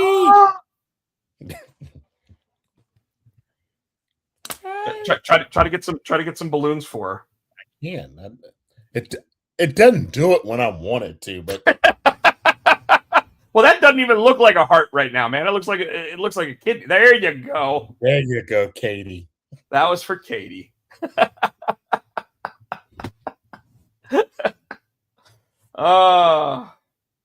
Hope you're doing well, Katie. We're talking about your least favorite subject at the moment. You missed it. I'm surprised she popped in. We were, I don't know if you're still out there, but we were talking about my rom-com that I'm writing right now, but everybody's got to wait for that. So Michael says hi as well. So welcome to the audience, Katie. Randy Orton and Sami have something that they say to each other, but it didn't really amount to anything. We get R-Truth and Damian Priest versus the MFTs. I was talking to you about this earlier today, saying, are the MFTs really heels or not? And I don't think they've really done anything to actually show that they're heels, but because they took down the babyface team, they at least played the heels in this match. Yeah. Having Haku there, Haku gets cheered every time he walks out to the ring now, which is so funny because Haku, his entire career, did not get cheered. Did he? He did. He did not get cheered like his entire career. He was always part of the Heenan family. He was always with the Warlord. He would, it was like, Oh, damn, yeah. yeah, he never got cheered, and now he's finally getting cheered. So it's like I have a feeling he's going to be a good guy before too long. Yeah, Katie, you're gonna have to message me your email address, and I'll just send you a copy of the script for it when I'm done. It's not going to be a comic book right now. It's actually going to be an actual book. So maybe a novella, because I don't feel like writing a 400-page novel. Winners, the MFTs. At the end of the match, R-Truth and Damian Priest hugged. I really thought Damian Priest was going to turn on him. I did too, and I think that's coming. I hope that they just go, it's time to go our own ways. No. Well, that thing you sent me looks like, are they going to terminate? Because I thought he was going to go to AAA, because that's what they were talking about doing. But now they're talking they might. But that thing you sent me said they might release him. Yeah. Well, I think he might be asking for his release. Someone like Damian Priest could be anywhere and be world championship material. He started out in ROH. I think he was I think he's ever champion. He was Punishment Martinez. Yeah, but I don't know if he was ever champion. But ROH is AEW now. I don't think he'd go there. He might. Yeah, you never know. Elsewhere, Fatal Influence did their best Mean Girls impression as they interrupted the women's champion Chelsea and former United States champion Tiffany Stratton and Paige. I guess Paige has just been thrown to the, hey, here are the baby faces. Just go hang out with them. Well, no, they're setting up or something with her and Nikki, because she made a comment about backstabbing Nikki or something like. So it's coming. I don't know what's going on, but it's coming. It's funny that Nikki's the one that's not hurt right now. Charlotte Flair questioned the friendship between Alexa Bliss and Tatum Paxley until Jade Cargill, B-Fab, and Michin approached. A verbal exchange ended with the challenge for a 6-pack challenge match, player. No, just a 6-woman match. Yeah. Then we got Blake Monroe giving a neutralizer and left Julia lying and didn't even want the match. How could she think she's championship material? I mean, it's an interesting gimmick. Yeah. Lil Yachty and Trick Williams come to the ring. Baron Corbin sits there and says, this will be the longest 5 minutes of your life, because now him versus Lil Yachty is an official match. And if Lil Yachty lasts the 5 minutes, Trick Williams gets his title rematch. Apparently, Lil Yachty has been training for a year. He's been with your girl Ivy Nowell and her husband. Do you think he actually survives here? Yeah, because Trick's going to get his time back. What are you doing? I'm just looking at the new comment. That's Katie. Katie changed her profile? No, she was on Facebook. Now she's on YouTube. Oh, gotcha. It's okay. Get us views. That's fine. Open it up on both. We don't care. She said, "It's me." I was like, "What is the name on that?" I'm not going to read it out loud. So all right, we get Finn Balor hypes up Kevin Owens after Gunther confrontation. I love how Gunther's like last week when he sat there and said that when he interrupted Nick Aldis and Finn Balor, and he goes, well, you're interrupting me again because here's Finn Balor. And he goes, I don't see Finn Balor. If I look really hard, I might see the shadow of Finn Balor. And I'm like, oh, damn. Because that is such a deep cut burn. Disrespect. Disrespect. It's so disrespectful.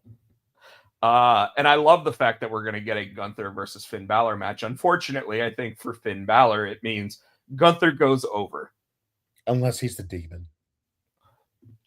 True. Tiffany Stratton versus Lash Legend. Nice to see that Tiffany Stratton has won the Women's Championship and the United States Championship just to suddenly be relegated to losing all of these matches. Now, don't get me wrong. I like the idea of pushing Lash Legend here. But it really felt like this was a domination over Tiffany. So it was kind of weird to me. Well, you got to admit too, and I think they can use the fact that Tiffany was still hurt from getting jumped last week. I mean, if they wanted to, she's not 100%, so they can use that as an excuse if they need to.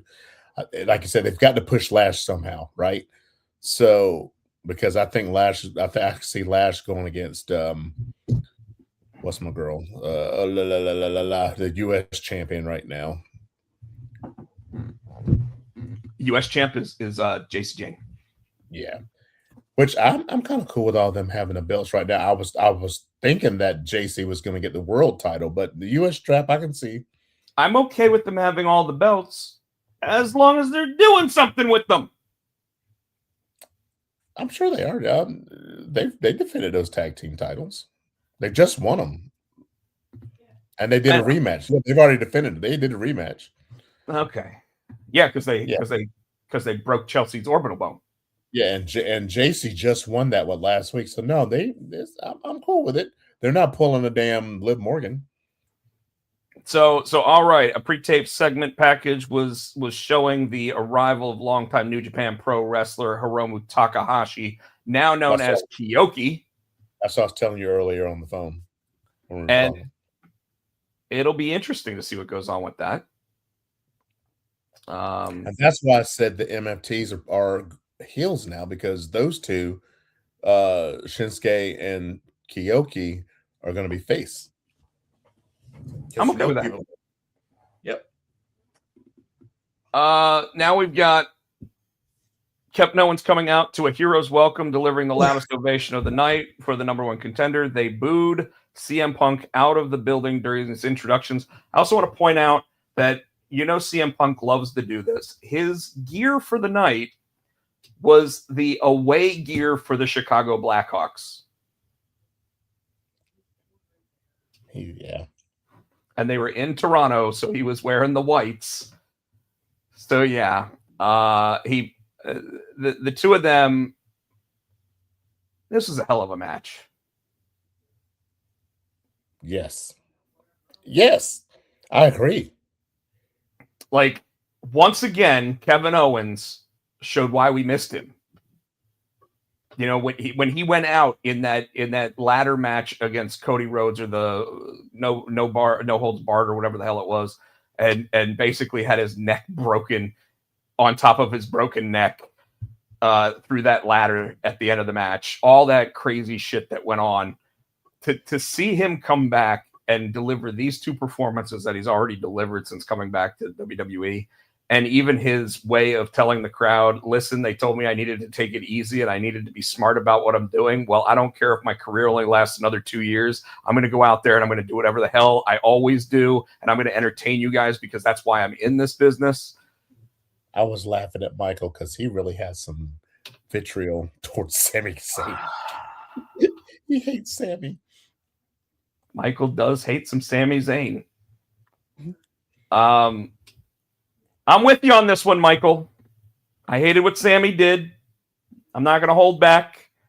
Right after the match ended, I immediately sent Tino a text message thinking he was watching it. And he was like, bitch, I haven't even started watching yet. Shut up. It's family time. What's that? It's family time. Yeah, it was family time. So I was so mad.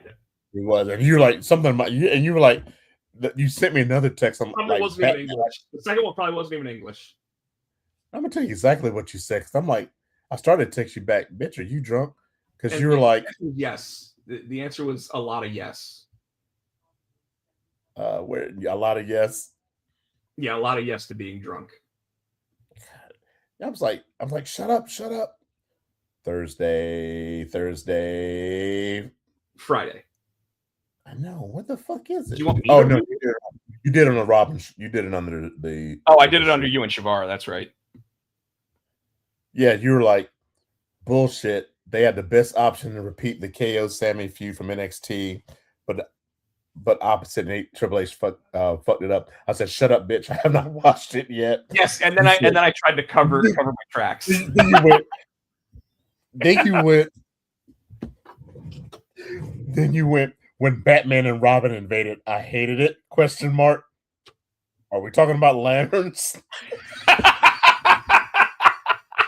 He said, "Sorry, Tino. It pissed me off that much." So yes, I was drinking, I was drunk, but the fact that I didn't misspell anything is pretty impressive there. And yes, I was just trying to like cover my tracks. I looked at that. I'm like, this dumb motherfucker. Oh, Katie goes, "I love drunk Rob. I don't." I was so fucking mad, Tino, at the end of this match because they had the perfect lead in. They had the perfect moment here where they could have done it exactly the way that they had when Sami Zayn won the NXT championship, I believe from Neville, when he kept losing, got one last chance. And then his best friend came out, he hugged him, and then he pop-up powerbombed him into the ring. And everybody's like, what is Kevin Owens doing? Yeah. And that's like that would have been the perfect moment here. But like I told you, you knew Punk wasn't winning. What he just won that. They're not taking it off Punk right now. Well, but when Punk won it at SummerSlam last year, he held it for 3 minutes. They're not doing it. Oh yes, Neville Longbottom. Exactly. I don't know who Neville. I'm assuming that's a Harry Potter reference. I just got back from Universal Studios, Katie, where I did all of the rides for Harry Potter except for the kids coaster, and knew nothing about what he was doing. I didn't. It was still fun. All right, so that's SmackDown in a nutshell. Now we have to get through these predictions on the cards, and we're going to go with predictions based on the cards that we currently have. Okay, so Katie's asking how I don't know about Harry Potter. So I'm going to go ahead and I'm going to explain really quickly how I don't know about Harry Potter. Never read the books, never watched the movies, watched Fantastic Beasts. And I feel okay with that feeling, just like never watching Buffy the Vampire Slayer or Angel, because Joss Whedon is a horrible human being, just like J.K. Rowling is. So I'm totally fine with not liking the things that made them millions upon millions of dollars. Look at her next one. Look down her next one. Anybody want a peanut? Peanut? No baby oil. No baby oil. Favorite Andre line. Or actually, my favorite Andre line is apparently when he was. Anybody want a peanut? My favorite Andre line is probably actually when he was on the set of Princess Bride, and apparently he let out like a 48-second long fart. And when he got done, Rob Reiner looked at him and said, "Andre, are you okay?" And he goes, "I am now, boss." No, my favorite, I forget what wrestler it was. He had him in the corner and he was sitting on it. He was farting and he was just laughing the whole time. Yeah, I think it was Jake. He had a red raspberry on his chest. He farted so hard on him he left a raspberry. All right, we're gonna do NXT breakdown first. So let's start with the championship unification match. It's the women's North American champion Zarya versus the speed champion Ren Sinclair. Who you got? Hold on, I'm doing the Rob. Okay, gotcha. So what is it? Zarya versus Ren Sinclair unification title match, US and speed titles. I'm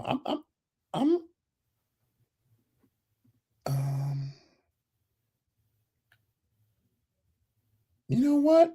You're gonna go Ren Sinclair, aren't you? Go Ren. I think I have to go Zarya here, but she is gonna lose that belt pretty soon after. All right. So you're going NXT tag. What's that? Yeah, I'm You're going with Zarya. Okay. Let's be honest, in real life, there is no way Zarya would actually lose this match, but because it is WWE, they always find some shenanigans to make it happen. So I'm going with the safe choice, although Michael is also going Ren Sinclair. All right, next up, the NXT Tag Team Champions Miles Bourne and Tavion Heights versus Brad Baylor and Ricky Smokes. Now, are Brad Baylor and Ricky Smokes from Dark State? No, they're from a Vanity Project. Oh, okay. Why didn't it just put Vanity Project? I know it includes Jackson Drake too, but like, yeah, and the China chick. Yes, the China's on the one with the neck. Yeah, so she's got my neck. I think I'm going with Bourne's team because they just won it. So I'm going with it. Was it Miles Bourne? Aren't they infighting every week? Yeah, but I think that's what they're going to keep it up, and it's going to be like they did with Stone Cold and Shawn Michaels. Yeah. All right. You know what? You gave enough of an argument for me to agree with you. So Miles and Tavion. And you go Miles and Tavion too? I will go Miles and Tavion. Next matchup, apparently he's doing double duty. We got Miles Bourne versus Jackson Drake. See, this is where I think Miles loses. I think Jackson Drake's going to win that. I agree with you that if I'm going with Miles winning the first match, he loses the second match. Absolutely. In fact, it'll probably because Tavion uses his belt and accidentally hits Miles in the head with it. I don't think so. I think that's when the rest of the they're going to be pissed off because they lost. They're going to help their boy win. Okay. NXT Women's Championship match: Kendall Gray versus Kalani Jordan again. Kendall. Is this Kalani Jordan's call-up match? Because if it is, you're right. She's losing. You think they'll call Kalani up before they call Kendall up? I do, but I think it's because she's put so much time in NXT. I say Kendall, so probably. I mean, Kendall's their future down there. As long as they want to keep her there, she's going to be great. And I don't want her called up right now because, like, a call up right now means that she's just in a mess. Yeah. So yeah, I go Kendall Gray. So you're going Kendall too? All right. And then we get a fun one. We get the Nympho baby, Zilla Fatu. That's right. I called him what he called himself, the Nympho baby. Cruz Montana. What's that? Baby. He called himself Nympho baby. I even sent you the video again because he's like, I'm not one of those Nympho babies. And it's like, Nympho baby? He definitely got it wrong. Cruz Montana, Grayson Waller, Tony D'Angelo. I can tell you based on the way that they've been letting him cook, I want to go Grayson Waller, but Grayson. I will say this: Tony D'Angelo does not walk out with that title. Huh? Tony does not walk out with that title. I think he's getting called up. And I'm right. Grayson has put in the work to win this one, right?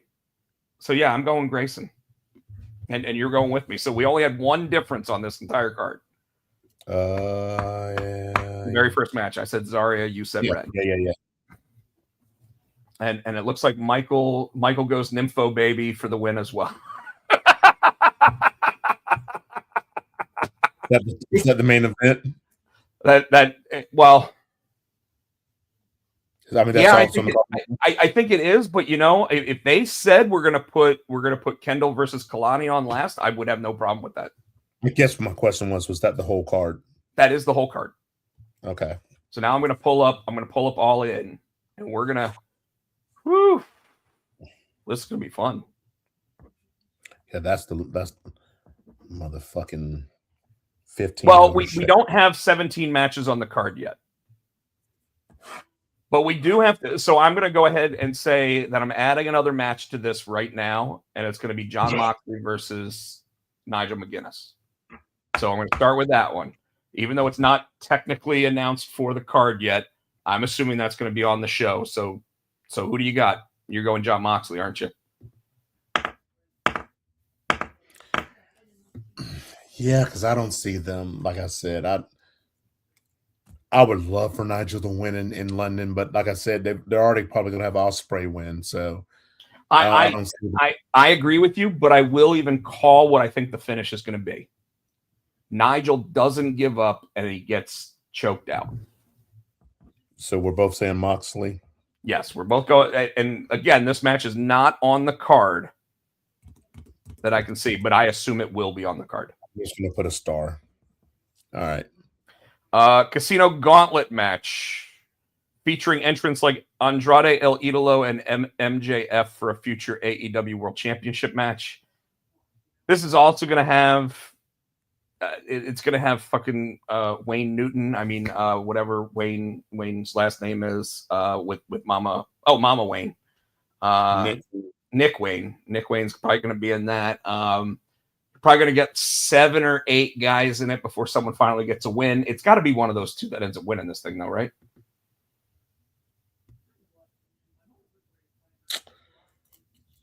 So Ospreay wins the title.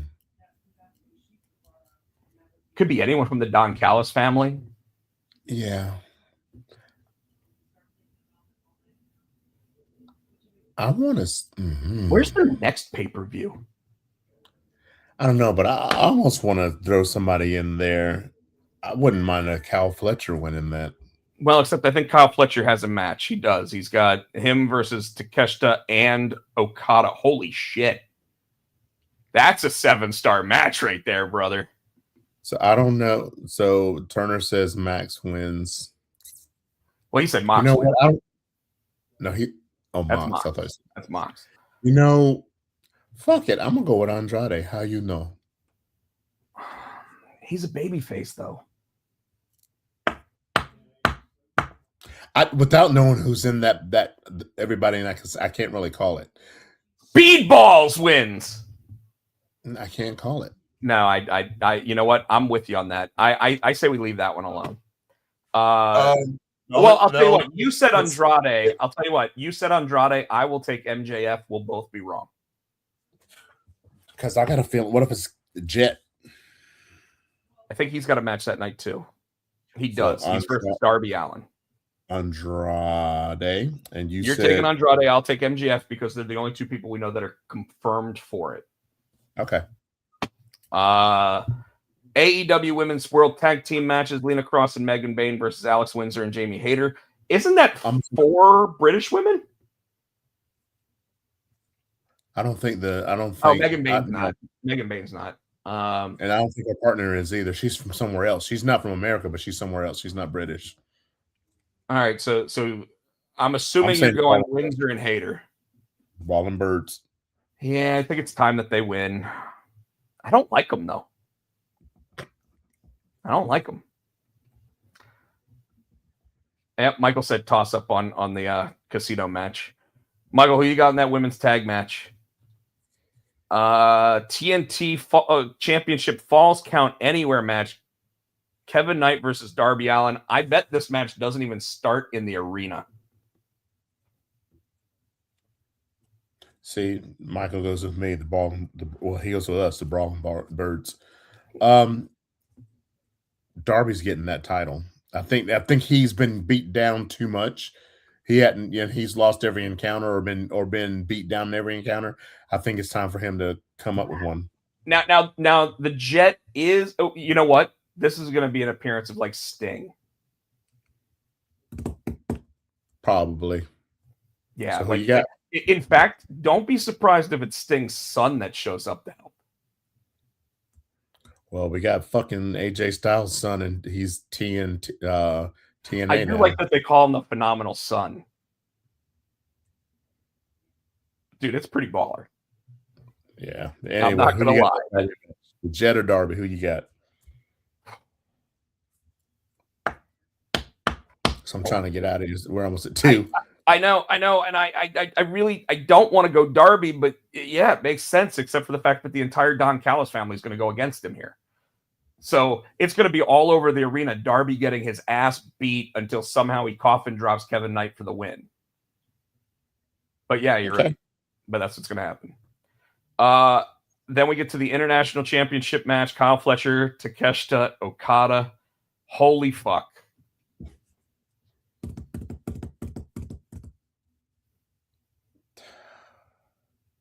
Who's the champion? Fletcher. I think Takeshita wins. It's a triple threat, you said? Triple threat. Okada, Takeshita, Fletcher. And you said? Takeshita. Yeah, I'm going with Takeshita too. Oh, Michael says Okada. Take a shitta. Yeah, we either take shit stain or we take a shitta. In fact, we'd love to have them both together because then we can take a shitta with a shit stain. Read the next fucking part. Come on, that's hilarious. Son of a bitch. Your wife was even the one that called him take a shitta. No, she called him shit stain. She did call him shit stain. World Tag Team Championships, Cage and Cope versus the Bucks. And this will likely be where the New Day shows up. I think the Bucks win. I hate to say it. I really don't want them to win. I'm going Cage and Cope. Okay. Last 2 matches, Tino. Willow Nightingale versus Mercedes Moné. I'm going to go. You know what? I know that he has a hard on for. I'm going Willow before you even say it. That's what I'm going to say. That's what I was about to say. I know he has I had hard to say on. it before you. I had to say it before you because I didn't want to think I was just following you on that one.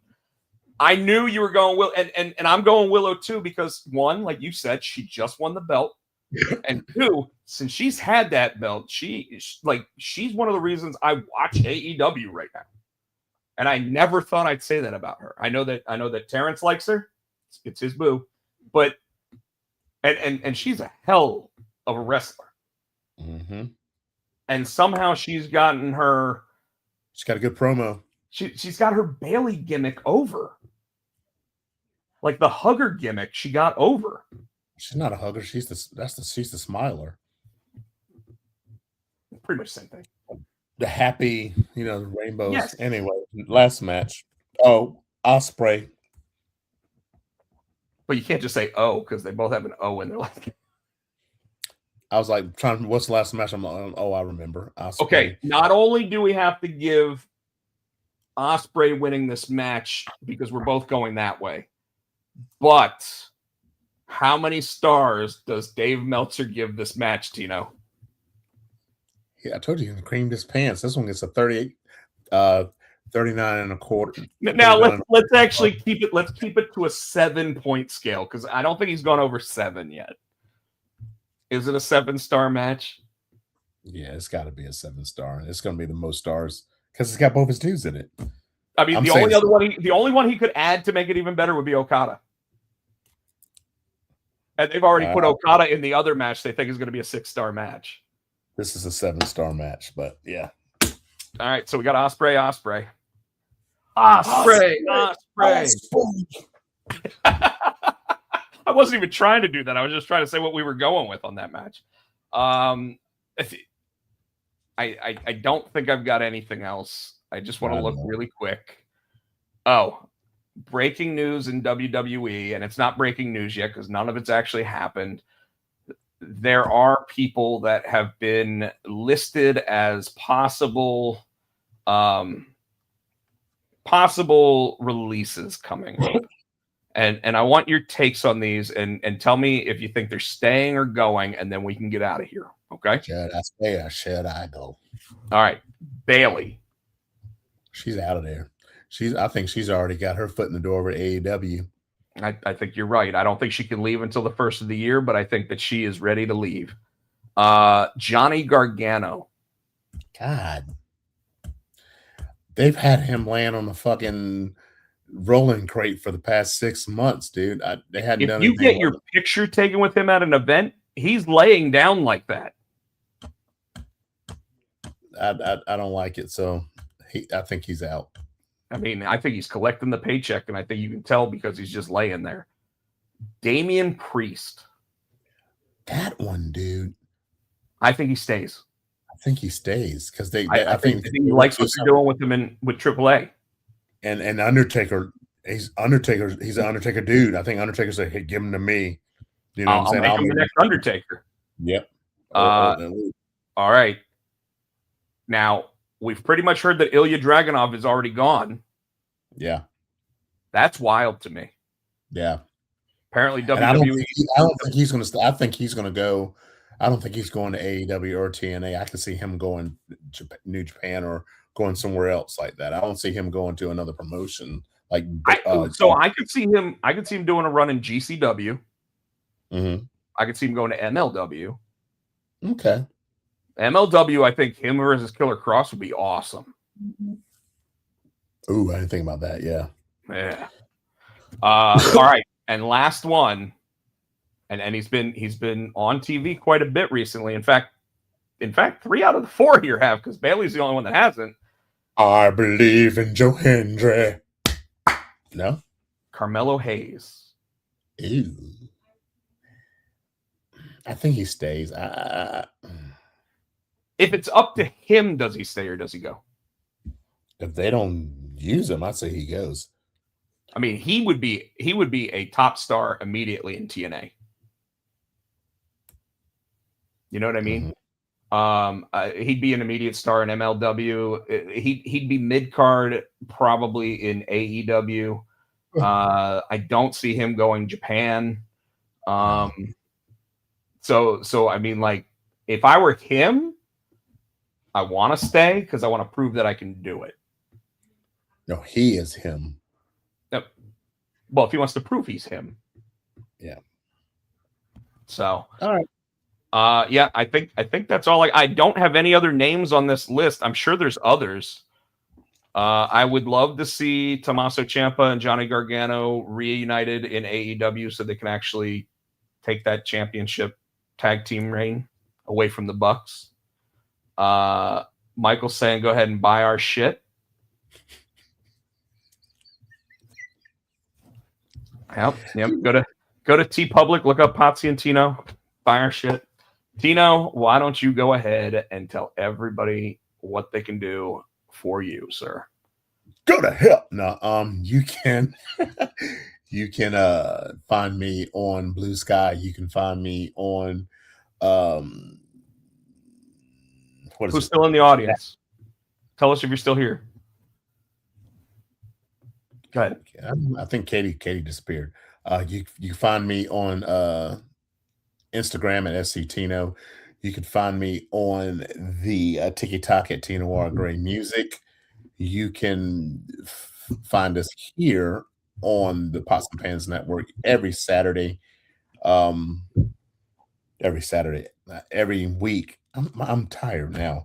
You can find us on TikTok here each and every Monday at 7:00. Please like, subscribe, buy our shirt, gives us thumbs up. You can find us on X at Potsy and Tino. Facebook with the Potsy and Tino Show. We want to say thank you to Adam's House Cats for the wrestling song, which you can still get on iTunes for the low price of 99 cents. 99. Norn. 99. Norn. You can't go like me. You can't go in the yam bags. What? Stanley? You mean the yam bags to be 99? Okay, you popped me. You got me there. Folks, if you hadn't heard already, I will be at the Brothers Boyd convention on, I believe it's September 12th. It's whatever that Saturday is, in Havelock, North Carolina. And we haven't officially announced it yet because I haven't received it yet, but I believe it's coming this week. There will be a special comic that the first 100 people through the door are supposed to get as a gift. So please come on out to the Brother Boyd convention. Other than that, you can find me on just about all the socials at either Rob Pochak or Rob Potsy Pochak.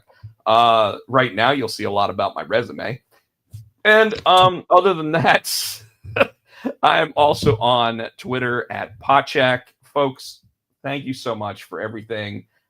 Being with us on the show. We absolutely appreciate it. We love you guys. Episode 467 is in the books.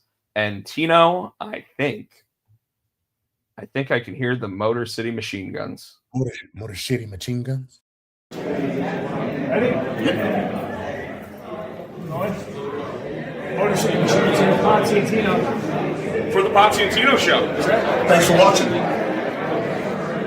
Yeah.